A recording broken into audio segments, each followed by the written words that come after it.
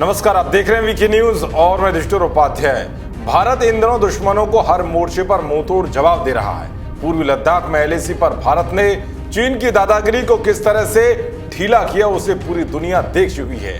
चीन से युद्ध जैसे हालातों के बीच भारतीय सेना ने अपनी तैयारियों को और मजबूत करना शुरू कर दिया है। इसी बीच भारतीय सेना ने 72,000 अमेरिकन असॉल्ट राइफल खरीदने का फैसला लिया है।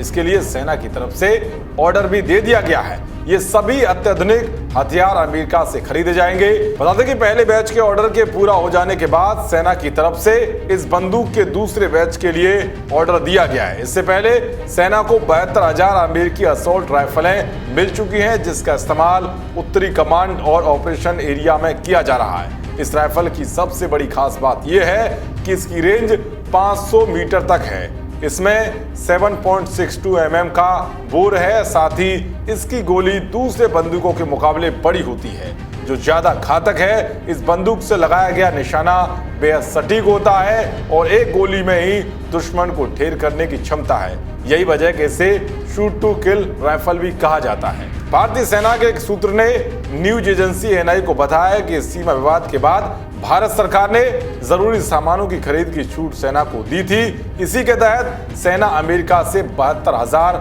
असॉल्ट राइफलें खरीदने जा रही है। बता दें कि इससे पहले जो 72,000 SIG 716 असॉल्ट राइफलें भारतीय सेना को मिली हैं, उनका इस्तेमाल आतंकरोधी अभियानों में किया जा रहा है। इससे आतंकवाद के खिलाफ सुरक्षा बलों की लड़ाई को मजबूती मिली है। इससे पहले भारत ने फास्ट ट्रैक प्रक्रियाओं के तहत अमेरिका से 72,000 राइफल खरीदने के लिए 700 करोड़ रुपए का करार किया है। ये नई राइफलें अभी सेना में इस्तेमाल किए जा रहे इंसास की जगह लेंगी। इंसास को भारत में ही सेना के लिए हथियार बनाने वाली ऑर्डिनेंस फैक्ट्री की तरफ से तैयार किया गया था। योजना के मुताबिक अमेरिका से करीब 1.5 लाख SIG 716 असॉल्ट राइफलें खरीदी जाएंगी, जिनका इस्तेमाल आतंकियों के खिलाफ ऑपरेशन और लाइन ऑफ कंट्रोल पर तैनात जवान करेंगे।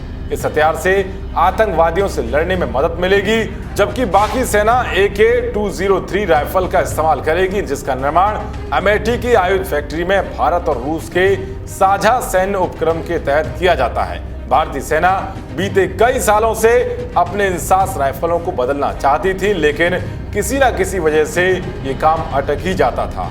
अभी हाल ही में लाइट मशीन गन की कमी की वजह से रक्षा मंत्रालय ने इजरायली कंपनी को 16,000 लाइट मशीन गन का ऑर्डर दिया था। तो पिछले दिनों अमेरिकी एविएशन कंपनी बोइंग ने इंडियन एयरफोर्स को अटैक हेलीकॉप्टर अपाचे और हेवी लिफ्ट हेलीकॉप्टर चिनूक की डिलीवरी की थी। इसके अलावा फ्रांस से 6 राफेल लड़ाकू विमानों के 27 जुलाई को भारत पहुंचने की संभावना है। ये विमान पहले मई में भारत पहुंचने वाले थे, लेकिन कोरोना वायरस के कारण ऐसा मुमकिन नहीं हो पाया। वहीं खबर है कि रक्षा मंत्रालय स्पाइस 2000 बम खरीदकर वायुसेना को और मजबूत करने की रणनीति बना रहा है। स्पाइस 2000 बम से 70 किलोमीटर दूर तक टारगेट को नष्ट कर सकता है। साथ ही बंकर को भी ध्वस्त करने की क्षमता रखता है। इसके अलावा रक्षा मंत्रालय ने रूस से 33 फाइटर जेट खरीदने का ऐलान किया है। इसमें 12 सुखोई 30 विमान और 21 MiG-29 भी शामिल हैं। इसके साथ ही पहले से मौजूद 59 MiG-29 को अपग्रेड भी करवाया जाएगा।